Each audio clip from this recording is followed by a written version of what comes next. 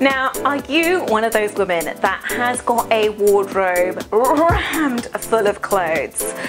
Yet you still go to the wardrobe every single morning and like, I've got nothing to wear. And your other half is going, you're crazy, look at all your stuff that you've got. Well, actually, you might not be far from the truth, because if you have a whole load of clothes that don't suit you, then yeah, you really don't have that much to wear, and that's where pulling out an outfit becomes a real challenge. So as stylists, myself and Bianca go to our clients' homes and go through their wardrobe and literally help them to rid themselves of those clothes that don't suit them, to allow for all of the things that really do work for them. And that might mean a much smaller wardrobe, but at least every time you go to it, you can see clearly those amazing outfits. Now, I know that doing that task alone is actually really difficult. Gosh, if it was that easy, mine and Bianca's job wouldn't exist.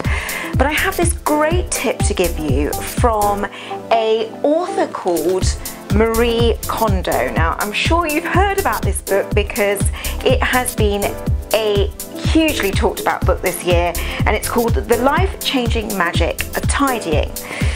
Now, there's lots of stuff in there, but she does talk about the wardrobe, and I think that she makes this fantastic reverse psychology to help you as an individual be able to let go of clothes that don't suit you. And I'm going to read you a passage. She says, when you're looking at the wardrobe, where did you buy that particular outfit and why? If you bought it because you thought it looked cool in the shop, then it has fulfilled the function of giving you a thrill when you bought it. Then why do you never wear it? Was it because you realised that it didn't suit you when you tried it on at home? If so, and you no longer buy clothes of the same style or colour, then it has fulfilled another important function. It has taught you what doesn't suit you. In fact, that particular article of clothing has already completed its role in your life, and you are free to say, thank you for giving me joy when I bought you, or thank you for teaching me what doesn't suit me, and let it go.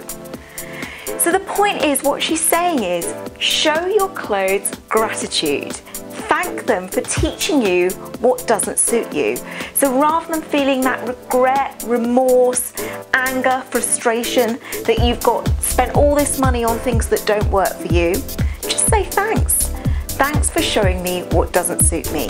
Let it go and move on. And I promise you that really is magic.